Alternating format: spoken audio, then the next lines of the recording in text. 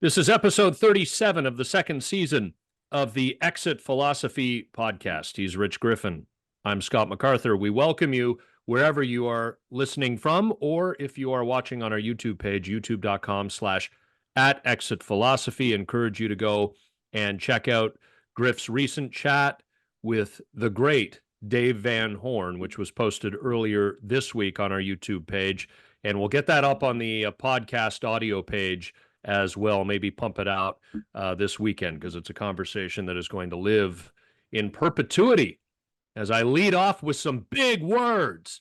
Yeah. And Griff, maybe now's the time. We're probably jumping the gun a little bit to say that we are in negotiations with a major telecom to sell this podcast. And, wow. Now we know why ownership's focus has been not so much on the front office of the Toronto Blue Jays, don't we? Yeah, that was big news. I mean, that with MLSE now owning 75% and angling for more, going to Rogers, and you just got to wonder what it does for the Blue Jays or to the Blue Jays. I think it's going to be more to the Blue Jays than for the Blue Jays. I mean, I can't wait for the day when the two biggest selling jerseys in the Jays shop are Vlad and Austin Matthews. You know, there's going to be it's going to be so much cross promotion, and I don't think it's going to be to the benefit of the Toronto Blue Jays in terms of making them better. I wonder if Brendan Shanahan is looking over his shoulder right now, fearful that Ross Atkins is about to be moved from general manager of the Blue Jays to president of the Toronto Maple Leafs. And I say that facetiously and in jest, but not totally 100%. Like 99.8%, I say that in jest. Yeah, I remember interviewing Paul Beeston back in the early zeros or late 90s. I think it was when he came back from Major League Baseball. So it would have been later than that. But he talked about his fandom for the Toronto Maple Leafs and other sports entities in Toronto. And he talked about a rising tide lifts all boats. And that was why he wasn't afraid of the competition from a successful Maple Leafs team, that in 1967. But on the other hand, now that they're all in the same sort of house, I'm wondering whether a Bay of Fundy tide going out will sink all boats in mud. Like if it goes the other way, will they be borrowing from Peter to pay Paul? Will the fortunes of the Blue Jays be attached to any needs that the Maple Leafs have, or the ratings on television? I mean, there's just so many factors that come into play. Well, our focus here, or at least mine, it will be about the results on the field, on the court, on the ice. The business stuff is for the gazillionaires. And we live in a world now where corporations control everything. And a lot of these now are multinationals. And we get all fixated on internet arguments and blah, blah, blah. And they're quite content to let us do so. In fact, I think a lot of those multinationals help to proliferate that stuff, or at least fund the people who proliferate it, because as long as we're all arguing with each other, they can just swoop in and take everything. That aside, because that's a digression that is not built for exit philosophy, I look at a lot of things. One of the first thoughts I had, Griff, was what's the future of Masai Ujiri as the president of the Toronto Raptors? Because it was Bell and Larry Tannenbaum who combined to overrule Chairman Edward on Ujiri's, you recall that protracted, dragged out, is Masai returning or not? Like, he went right up to the end of his last contract before signing the extension, and people were wondering, well, what the hell's Masai waiting for? Is he? Yeah, and the New York Knicks were being used as a negotiating tool. And does Masai have political aspirations? He's got a significant and very important footprint in Africa, not just with growing the game of basketball there, but with helping people in need on that continent, and we know that there are many. So he does a lot of important work globally. Maybe he was going to shift. Well, actually, no. The holdup was that Chairman Ed, and I actually got to call him Edward because apparently that was the request made to the Toronto Star. If you're going to refer to him, it's got to be Edward, not Ed. But Chairman Edward didn't like the number Messiah was coming back at, but he got overruled. Well, now he rules. So there's that. You also have, from a results on the field, on the court, on the ice perspective, Griff, this is my concern. Now, I'm not going to sit here and say that I read the Boston Globe every day. And I am not going to sit here and say, because I don't read the Boston Globe every day, whether or not that newspaper properly and fairly holds the Boston Red Sox to account. But what we know is that Fenway Sports Group owns the Boston Red Sox and owns a significant chunk of media in Boston, including the Boston Globe newspaper and Nesson, the television station that broadcasts regionally Boston Red Sox games. Have you noticed that the Boston Red Sox have suddenly begun to behave like a middle to small market team? Good point. Who's criticizing them? Who is properly holding them to account? What we have here in Toronto, and it's been going on for longer than just the last couple of days, and this purchase still has to go through, so I would imagine that this purchase would exacerbate it even worse. And I want to be very clear. This is happening in the world, and it's causing much more trouble, and real trouble. Sports is kind of, as we like to say, the toy department. This is a relatively innocuous example of corporate totalitarianism. But who is going to hold these local sports teams to proper account, given that Rogers owns all of the teams outside of the WNBA team that will come into town in a couple of years, and a major broadcast player that televises all of the Blue Jays games, most of the Maple Leafs games, half of the Raptors games, on and on. Who is going to properly hold this organization to account? And I will put a cherry on the whipped cream on the ice cream of the sundae that I've just created, because I'm throwing a bunch at you and you can take it wherever you want to go. We know that the current Toronto Blue Jays baseball broadcast on Sportsnet is geared toward the team president. Now, it's his right. He runs the team. He can have influence in a variety of different areas. But I would argue that chunks of that broadcast are directed at the team president and the very small percentage of the audience that understands baseball at a much deeper level. Most people watch the Toronto Blue Jays, don't really know the game well enough, and kind of feel pushed to the outside when slider usage with one strike becomes a main talking point for a full inning. And I don't blame the people talking about it, because you want to stay in the good graces of the team president. But my point is, accountability more broadly, I think, is going to further subside than it already has. And Keith Pelley said at that press conference in the summer, with Brendan Shanahan and Brad Treliving sitting beside him, we're here to do more than just sell jerseys. Well, Mr. Pelley, your predecessor would have said something similar, and his predecessor would have said something similar, and his predecessor would have said something similar. This is like if Harold Ballard reincarnated as a bloated corporate entity. And until I'm proven wrong, I'm going to continue to believe it.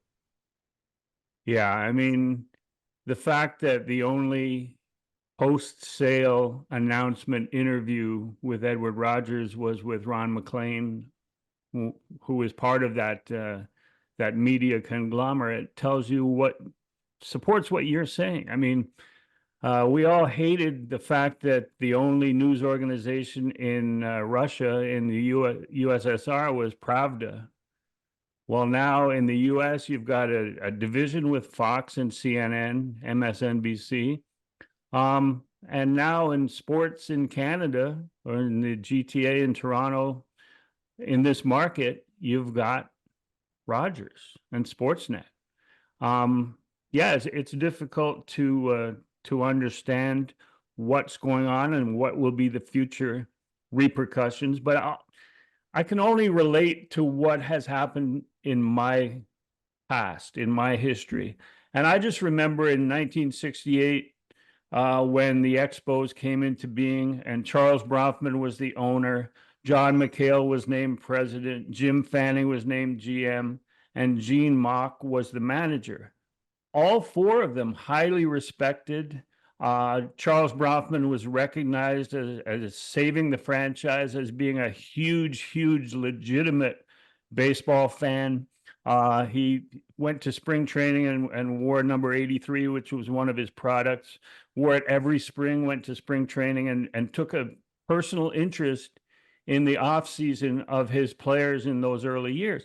And that group, that management group, lasted until Gene Mauch was let go following the 75 season. So that's a long time. And the respect that that group had among fans across Canada allowed for the product to be less than exceptional. And they didn't control the media. You know, they objected a lot of times to what the media coverage was. But as you pointed out earlier, it just served to make them more accountable and served to make them better, served to make them trying to improve the product.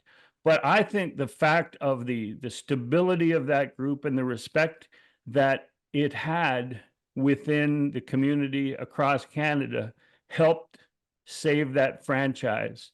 And I don't see that same respect with this group. I don't see, I mean, there's still media that calls Shapiro and Atkins the Cleveland guys. You know, it's like that's 9-10 years ago, and it still hasn't evolved and emerged because they've really done nothing to create sort of a better feeling about what they've been doing. No playoff wins since 2016 and now going into the 10th season.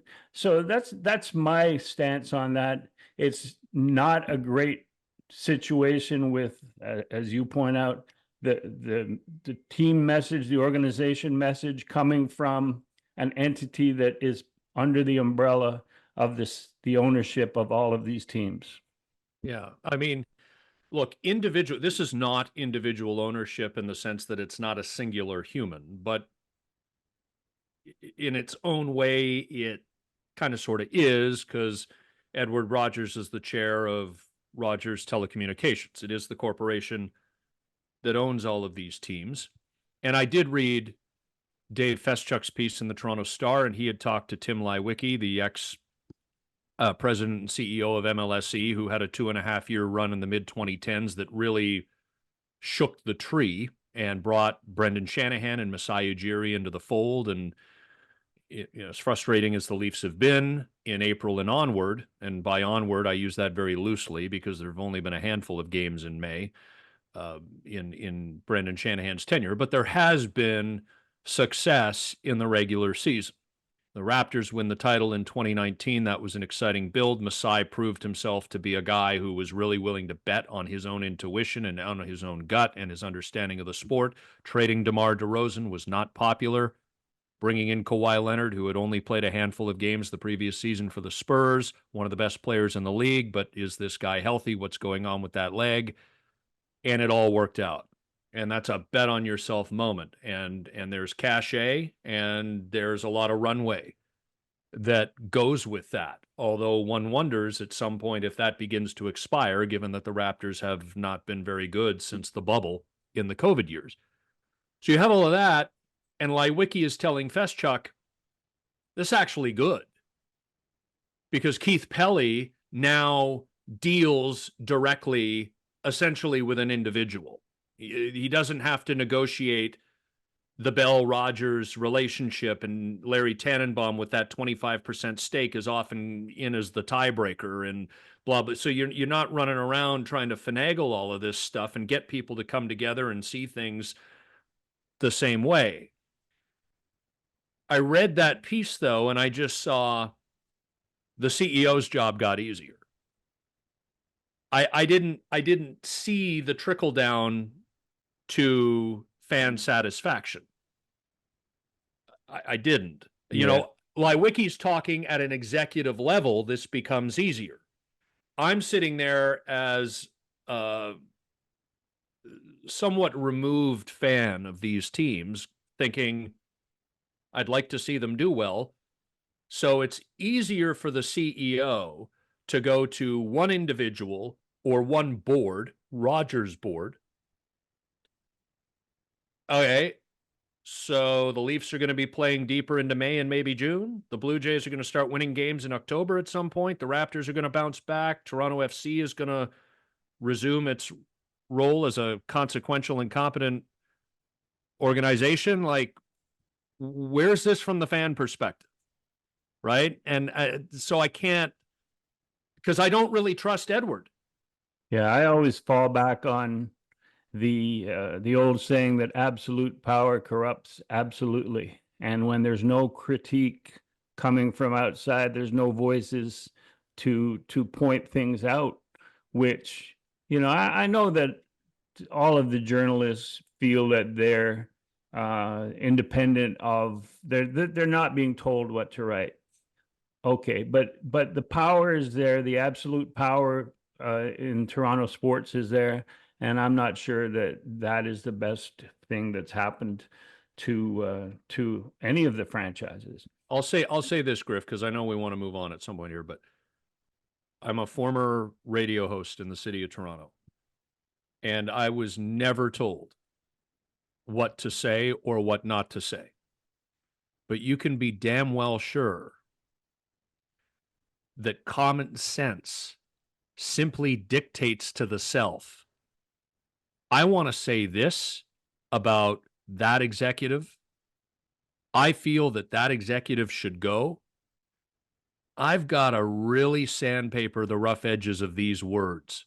And you sit and you prepare a show and you massage the message so that maybe you're essentially saying what it is you want to say, but you've either got a lane where you can pick plausible deniability. No, I didn't call for you to get fired. Or you can pick a lane where you actually have not taken it as far as you would have liked to. Yeah, I remember my 23 years writing baseball columns at the Toronto Star, and I'm with you. I understand exactly what you're saying, that, you know, the Star being sort of a more liberal newspaper. I understood, and it was only sports, but I understood what angle I could be coming from and sell a column that I wanted to write, and what to avoid saying, even though I wasn't specifically writing about politics or anything. And so you understand that as part of your DNA when you're working with someone. So we're not saying that anyone is being told what to write, but you understand. Anyway, Yeah, I got questions to you about what's your impression of Shohei Ohtani's 50-50. I mean, that was an incredible way to get there. Two stolen bases, 3 home runs, 10 RBIs, 6 for 6 to put him over the top in the home run. That's incredible. What's your impression of the feat? So we're talking on Friday, September the 20th, just midday, around lunchtime. So last night, Thursday night, when Shohei hit the 3 home runs and stole the bases to get over 50-50, I believe he's 51-51 as we go into action today. Correct. And how much fun would it be if he could actually go 60-60? Yeah, now he'd have to rip the you know what off the baseball. Yeah. I don't know if he can get on base enough in the remaining games, Griff, because he'd have to get on base 9 times to steal second and have to hit 9 home runs in separate at bats from those. So I'm being a little crazy. But I was the guy. Yeah, finish your point. Well, I was texting with my dear friend Sean Levine, who used to produce my radio show in Toronto when I was at TSN 1050. He lives out here in Nova Scotia as well now. And I said, Shawnee, do you remember when Ohtani broke in and we were talking about it on the show? And I made some references, a lot of people were doing, but some reference to Babe Ruth and the comparison, right? A guy who pitches and is also going to hit and blah, blah, blah. And we were getting these texts into the show and tweets that were essentially calling me insane. Like, how can you possibly say this and know this? He's just setting foot in a major league clubhouse and blah, blah, blah. So I texted Shawnee. I said, well, all those people can kiss my ass. Shohei Ohtani is not Babe Ruth, but he's a different version on the level. Because what he has done this year, remember, he has been rehabilitating a very serious injury to the bottom arm of his left-handed swing. As he has hit 50-plus home runs and carried an LA Dodgers team that has had horrific injuries in the starting rotation and significant injuries to its position players, not the least of whom, in fact, the most of whom is Mookie Betts. So that in and of itself is totally incredible. I don't think we see another Shohei Ohtani in our lifetime. This guy, if he retired yesterday, Griff, is a Hall of Famer. And to me, the amazing thing is that this 2024 season of Shohei might not be over, because what if he did a David Price role and came back in the playoffs and maybe in the World Series contributed a couple innings out of the bullpen as a pitcher and was the DH at the same time? That would be stunning. And they won a World Series with Shohei closing it out or pitching. That would be so amazing. And it's possible because he's throwing on the side. Have you been reading Bill Plaschke? I don't know if I've been reading Bill Plaschke. Because he's calling for Ohtani to pitch in October. Yeah. But I one thing I am sure of is he will never be able to do 50-50 again. He will never be able to steal 50 bases when he resumes pitching, when he goes to the mound, because that's 32 games where he won't be asked to steal if he gets on base, plus maybe the game going into his starts. He'll be much more conservative and in terms of running the bases. The 50 home runs, he'd probably do that again. But once his lower arm heals, as you point out. But yeah, I don't think we'll ever see a 50-50. I remember when Jose Canseco was 40-40 for the first time in 1988, and he was just a kid. And I go, wow, that is amazing, because 30-30 was the standard. And for you to reach 30-30 was just amazing. And I remember when Canseco was a Blue Jay, how he encouraged Sean Green, you got to run as he got near 30 stolen bases, because he already had 30 home runs. But he said, you got to be 30-30, because that is a standard of, you'll be a star, you'll be a superstar. And now this guy goes 50-50. Are you kidding me? I think that in a certain way, Ronald Acuna Jr.'s was just as impressive. 41 homers, 70, whatever it was, 73 steals. Yep. That's damn impressive. Mm-hmm. But 50-50, the balance of speed and power is unprecedented and will never happen again. And somewhere, Griff, somewhere on the tarmac of the John Wayne International Airport in Santa Ana, California, sits a private jet that was never boarded. Yeah. I had to. But it's funny. I remember foolishly, as the case is, and should have been obvious to me at the time because he's so good at what he does, but I remember debating Jeff Passan in late 2022 on the Ohtani versus Vlad American League MVP debate, because Vladdy had 2021 Let me Right. correct the record on that one. 2021. Yeah. So almost 3 years ago. And we debated that, and Jeff said, look, I mean, if Shohei Ohtani pitches like he pitches and hits like he hits for the next 10 years, he's the MVP every year. Be damned the Ohtani fatigue. Like, voters are irresponsible if they don't vote this guy MVP. So I'm watching this year and I'm keeping track of it, and I'm thinking to myself, this designated hitter, this guy who hasn't put a glove other than a batting glove on his hand this year, is going to be the most valuable player? That one smells a little fishy. But to me, Griff, it's inarguable for the reasons that I mentioned off the top. The Dodgers have been an unhealthy team this year. Mookie Betts was gone for a couple of months, middle of the year, right? Significant injury. You tell me who's pitching for the Dodgers in the playoffs.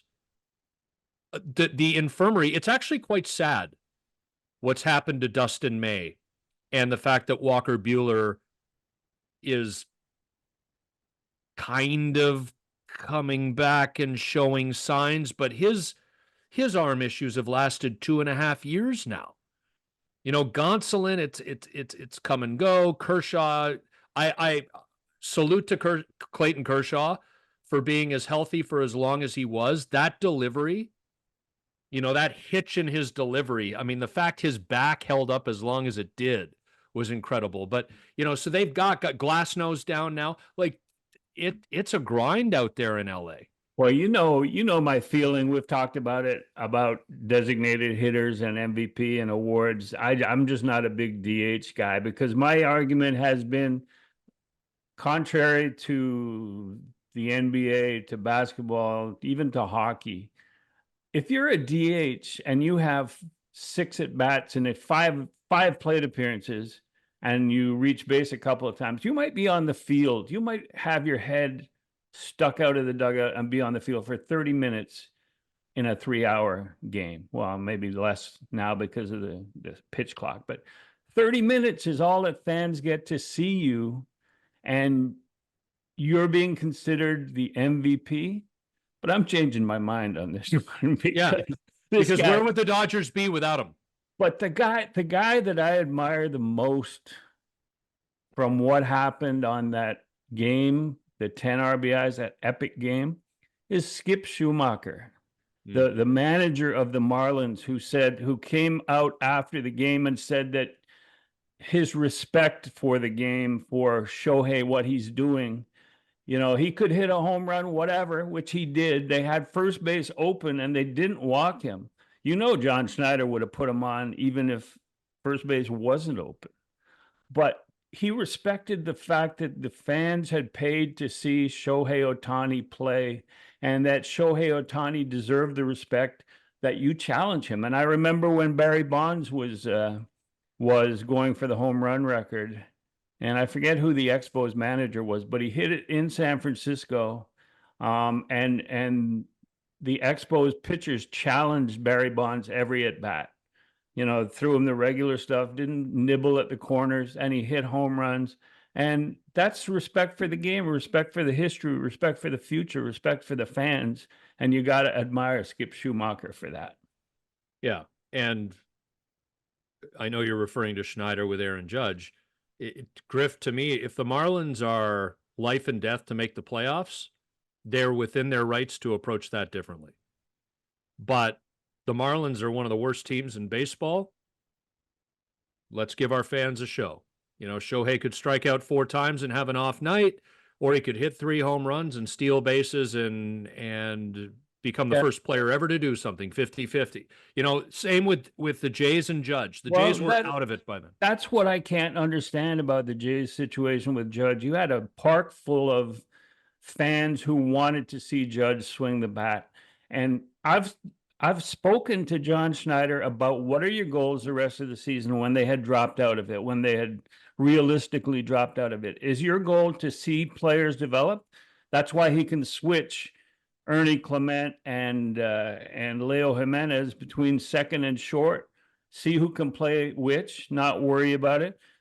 switch Loperfido and Nathan Lucas in center field and left and right?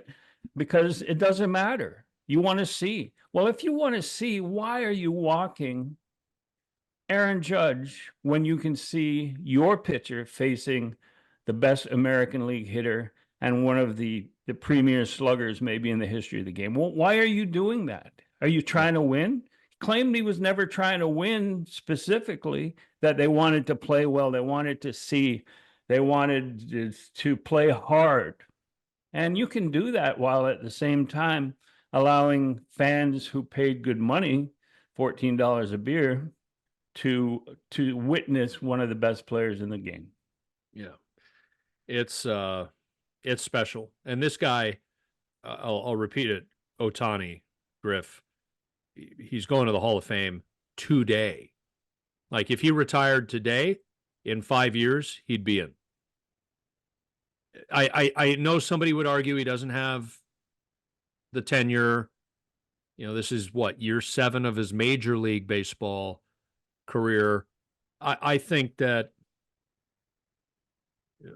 certain examples are different and from different eras. And, you know, Sandy Koufax, they just did not have the surgical capabilities in his time to fix his arm. But the Hall didn't hold that against him, and nor should they have. You know, Shohei Ohtani, his skill set, his stardom, this guy is a Hall of Fame baseball player. And I feel comfortable saying that because I know he's going to play for a number of more years and continue to put up the numbers, and then by the end it won't even be a conversation. I just feel confident about that, whether he pitches or not. But this is one of those guys. Yeah. And you go pay to watch him play. You've got every aspect of the industry, of the game of baseball, of the sport, cheering for this guy because he has done something for everyone. His contract is ridiculous. It's unprecedented, but it's the rising tide. I'll go back to this. It's the rising tide that lifts all boats, and every other player should be grateful. It's like Tiger Woods in golf.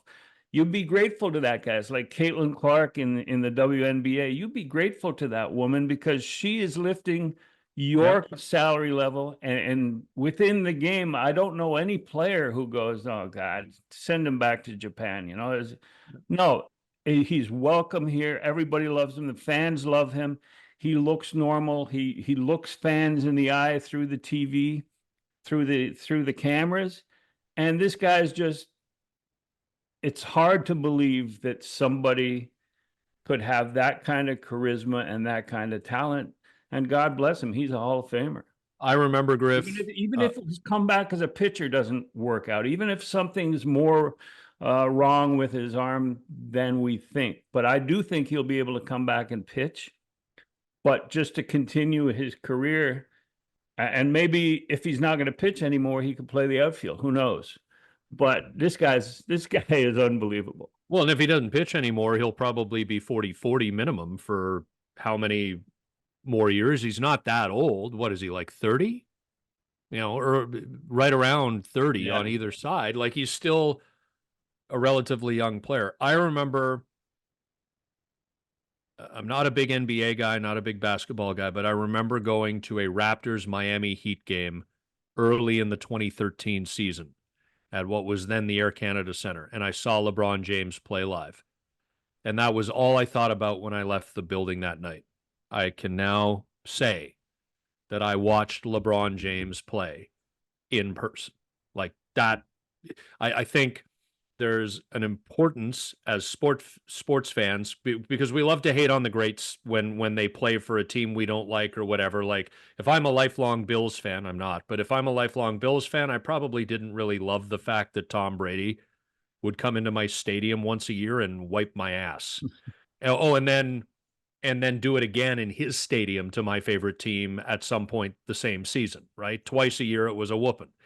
But I think we can all agree it would have been cool if, and I'd never got to see it, to have seen Tom Brady play live. LeBron James, as I just said. I remember going with a couple of buddies from college to Wrigley Field. We did the road trip to Chicago. summer of 2003, Giants, Cubs. We specifically picked the Giants because we wanted to see Barry Bonds play live, and we wanted to watch Barry Bonds take batting practice. And we got in and we watched it. And I think I've told you this story before. You probably know where I'm going, but Barry was hitting balls over the right field wall across the street, and he shattered an upper story window of one of those apartment buildings during batting practice in, I believe it was July, maybe August of 2003. And I saw Barry Bonds play. We can say what we will about PED. I don't care about that. I saw Barry Bonds play live. That's what matters to me. I think I saw Barry Bonds play live in Pittsburgh in 1992 as well, but I was sitting in the Upper Bowl family trip, Pittsburgh, Three Rivers Stadium, and, those Yeah, memories are less clear. similar, before we move on, a similar reaction to me was going from Wrigley Field to Chicago Stadium to watch a playoff game with Michael Jordan, first time in Chicago Stadium, and to see Michael Jordan in his prime playing a playoff game at that famous arena. That stuck with me. It sticks with me to this day, and those are the memories that, as sports fans, that we will never lose, and it's great. I think now we should talk about the Jays and their goals for the final 9 games. And, we're only saying final 9 games because there's 9 games left as we record. But I think that one of the goals should be, and I told John Schneider this not as part of an interview, but after one of his sessions post game, I walked with him down the tunnel. I said, John, you got to either beat the Rays or the Red Sox, finish ahead of them in the standings, so your fans can no longer say, oh, the last place Blue Jays. Even though it's the strongest division in baseball and you finish last in it, if you can pass the Rays and the Red Sox, which they have an opportunity because they have 3 games against each of those teams, I said it'll make your winter easier. It'll make the organization's winter easier because they are not the worst team, the last place team in that division. What are your thoughts? Was I wrong about that? Do you care to share what, if anything, he said in reaction to that? Oh, he looked at me with great interest and shook his head in a positive way. Yeah. Didn't react other than to acknowledge that maybe I was right. That's all I look for in marriage and sports. I'm not going to ask you which one you receive the positive reaction and affirmation to more often. Well, the head nod is usually the other way. Ipe's got a bet on it, but look, I appreciate where you're coming from. I don't argue. I don't argue what you say, nor the motivation that leads you to say it. Well, there's really nothing that's it comes from having worked with teams through the years. That's where yeah. I mean, it's a technicality. Well, they didn't finish last. If they can pass either team, the Rays or Red Sox, I get it. There's no lipstick with a lovely and beautiful enough shade to depigify this season. It's been a calamity. There's no sale. There's no sale here. There's no sell. It has been an abomination. And look, they made some trades at the deadline. We all got our dopamine rush, and now we've watched those players play enough of a length of time that we start to get a better sense of what the real thing with each of them may be. And we're into a period of time now where some discussion and debate is being had around who over the last couple of months may have earned a starting job on the 2025 team. You and I fleshed this out a week or two ago on one of our recent episodes, Griff, so we won't rehash and repeat. Spencer Horwitz feels like a bit of a positionless player if it's not first base, and we know that there's a significant name that occupies that position right now, Vladimir Guerrero Jr. But outside of Spencer Horwitz and figuring out a way to get that left-handed bat into the lineup every single day, first base, DH, whatever else they may do with him, there is not a name among those acquired in July that should be penciled in, let alone penned in, to a starting role on next year's team. And so what do you learn? What have they accomplished over the last couple of months? They've gotten to see how some young players fare in their introduction to Major League Baseball. But what deductions they can take moving ahead, I don't think that there are many. I really don't. Yeah, I think that realistically, and this is the theory that I have, that all of these players that are, especially position players, let's just stick to position players. But if you can have these players show you that they can be part of the 2025 team, not starting position players, because I don't think that even the ones that were acquired that look good early, Will Wagner, Joey Loperfido, I think that if you're going to believe that the Jays are going to go out and sign two offensives, not studs, but position players that can upgrade, veteran guys that can upgrade the offense. One of them is going to be an outfielder. One of them is going to be a left fielder. And then you have Varsho and Springer. So your outfielders are just auditioning for the fourth outfield role. If somebody gets hurt, can they play any of the three outfield positions? And so far, Nathan Lucas and Joey Loperfido seem to be competing, those guys. In terms of the infield, I would give Spencer Horwitz 500 at bats next year, but we don't know where it's going to be because he can't play second base. First base, he's not as good as Vlad. And DH, you want somebody who's got, I know he's hit some home runs, but you want someone with more consistent pop in his bat. So what you said earlier is not wrong. They're not competing for starting roles. They're competing so that you can have 8. This is my theory. Out of 26 players, you have 8 $1 million or less players.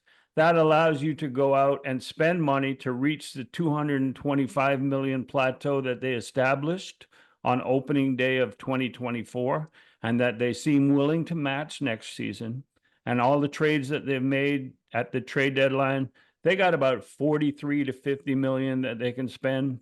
Now, if you can get 8 players at $1 million, you got plenty of room to sign Vlad to his extension and to go out and get a couple of free agents who can bash. And you can potentially package some of these kids in a trade or trades to address other needs. Yeah, because there are a lot of shorts. All of a sudden, shortstop and the outfield have become positions of not high ceiling depth, but positions of depth at the minor league level.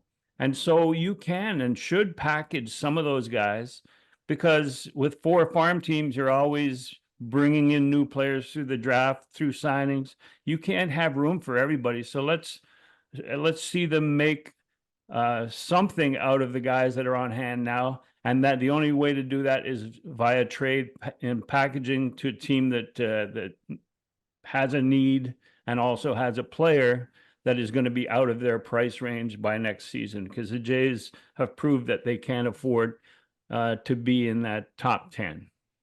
Yeah, just a couple of notes too. Good to get Dalton Varsho under the knife ASAP, because this shoulder surgery and recovery and rehabilitation is going to bleed into spring training, it sounds like, and shoulders are complicated. So get it done.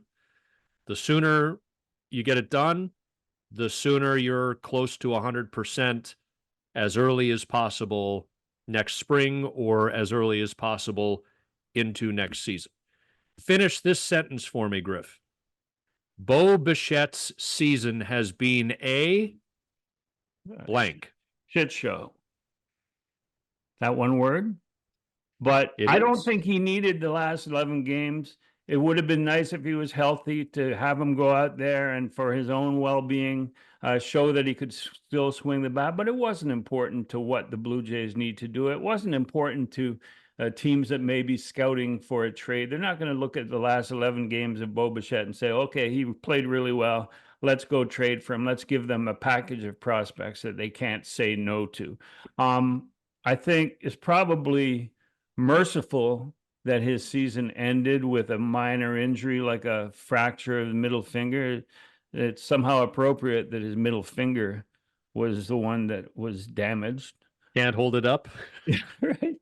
But yeah, no, the whole season, 81 games, that's exactly one half of a season, 225 average. That's so unlike anything he's put up before. So you don't go, well, age is catching up with him because he's only 26 years old. So you give him a chance going to spring training for a fresh start. He's back to talking to his dad. Who knows whether that had anything to do with his struggling season? It couldn't have helped. But he's got an off season to work on it, to think about it, to come back and to either establish himself enough to be a trade piece at the deadline or to negotiate a contract that by now has separated itself from Vlad. It's no longer Vlad and Bo 1A, 1 and 1A. It's Vlad 1 and Bo somewhere down the line because he hasn't really done enough. In fact, he took steps backwards. But I don't think that the end of the season is anything for fans to be really that upset about, or Bo. Want to do a little NFL picks? Yeah, let's do it. I think last week I was 2-1, and I believe you were 1-2. So anybody who took our picks, either for or against, wasn't making any money. You're losing your 10% on 3 picks. So yeah, we'll try and do better this week. All right. So do you want to lead off this time? No, I think that you should because I'm flexible, and if you have one of my games, I'll go to another one. So I see. Okay. All right. So this is going to, of course, play out completely differently than I hope it does because why wouldn't it? But if you were on the Dogs last week, you were a happy person. And just with the downturn in offense, you really see early in seasons now the lack of starters playing in the preseason. It's the ramp up the first few weeks of the regular season, the games in September, kind of the ramp up, plus all the injuries. Like that 49ers Rams game, the 49ers won't have McCaffrey or Samuel. George Kittle didn't practice Thursday because of a hamstring situation. The Rams don't have Puka Nacua, Cooper Kupp. They're missing half their offensive line. Of course, Aaron Donald retired. Like these two teams are shells of what they typically can be. So just a lot of injuries around the league. But here's what I'm going with. That sounded like an under the way you described it. Well, yeah, except famous last words, take the under and yeah. These teams will blow the over like by 20 points. We'll just stick with teams. What do you got? I'm going to say Miami. The Seattle Seahawks are a 5-point home favorite over the Miami Dolphins. I know there's no Tua for the Dolphins, but the Seahawks have been life and death to win their first 2 games. That includes a trip east last week to New England where they kicked an overtime field goal to win. I say the Dolphins are going to keep this game close, so I'm going to take Miami +5. I'm not picking the Dolphins to win necessarily, but it is going to be a close game. Take the Dolphins +5 at Seattle. I'm going to take the points in Atlanta, where the Falcons are 3.5-point home dogs to Kansas City. The Chiefs have offensive line issues, particularly with the rookie left tackle, and there's been a lot of dink and dunk and less big play from Patrick Mahomes as a result of that. He's got to get rid of the ball quickly. The Falcons are a good team. Kirk, it depends on the week, Kirk Cousins, but they are a good team, and they'll be looking to save some face after a big win in Philadelphia from their home opener where they looked pretty hideous offensively in a loss to the Steelers. So take Atlanta +3.5. And I think the Jacksonville Jaguars are showing us their ass. And I think the Buffalo Bills are going to pants them. And we're going to see that ass again. Take the Buffalo Bills in one half of the Monday night doubleheader, minus 5.5 points, lay the points. Bills 5.5 point favorites at home over Jacksonville Monday night. Those are my 3 games. All right. Well, I really like your Miami pick. I mean, the backup quarterbacks in there. I think that Tua is another Alabama guy who's overrated, and he was just blessed by the speed on that offense. And I agree 100% that 5.5 is a good point total, or 6 or whatever it was. I like Miami. Atlanta, Kirk Cousins is a great early season guy. But the Bills, one of my picks is going to be the other way, Jacksonville. So that's 5.5.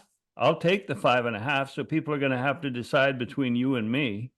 But I remember. Wait, are you more pro Jacksonville, or you're not bought in on the Bills? I believe that the Bills will have a letdown game, and that Jacksonville is better than it showed. They've lost a couple of close games. Their quarterback is better than he showed, and he's got an improved offense, I think. And plus, I was covering the Bills back in the day, and Jacksonville came in for an early season game, and they were getting similar points, and they crushed them. So I'm going back 20 years. I'm going back to Doug Flutie for my precedent. Okay. Did you have your Flutie Flakes this morning? No, but I did go to Cleveland to see his return with San Diego nice. It was an exhibition game, which leads me into my second pick. I'm taking the Browns at home, giving 6.5 to the Giants because the Giants are pathetic. The Giants are on their second consecutive road trip. And they have not showed well over the years. Even with good teams on their second consecutive road trip. The Browns defense will easily handle. So I don't even need the Browns offense. I don't need Deshaun Watson to really light it up. Just that they will cover. The Giants will get shut down, and Cleveland will be a rocking place. My dad thanks you. The third game I like is the Washington Commanders, who did me well last week, getting 8 points at Cincinnati.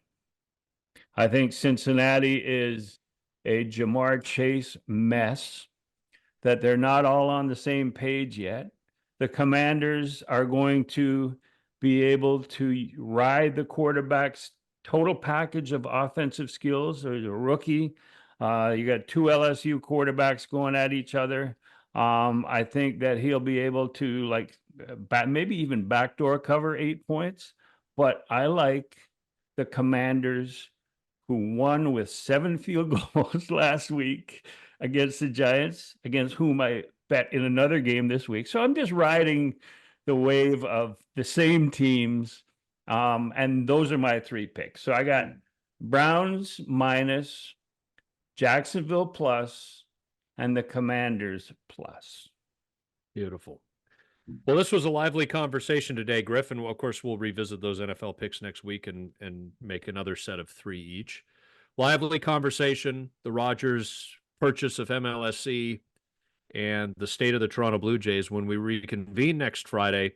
It will Shohei, be don't forget Shohei. Shohei was a highlight of our lively conversation. So certainly was. Hall of Famer. Hall of Famer. I declare it now. You declare it now.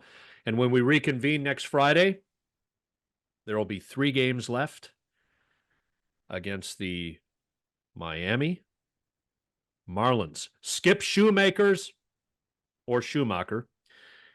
His final series as Marlins manager, because that guy is good and will move on to greener pastures. Yeah, and I would also remind people, and you mentioned it earlier, that the conversation with Dave Van Horn is worth a listen on the YouTube channel. We'll try and get it up on audio later, but as Scotty said, it's timeless. So a great interview. Dave's still pretty sharp at 85 years old, and we went over the good memories and skipped the bad. So it's a great conversation. And we thank you for listening. And Scotty, will talk to you next week. Yeah, and just on the Dave Van Horn thing, we won't post this and that at the same time because then it gets muddled. So look for the Dave Van Horn conversation Sunday or Monday on our audio platforms. You can get it right now, youtube.com/@exitphilosophy.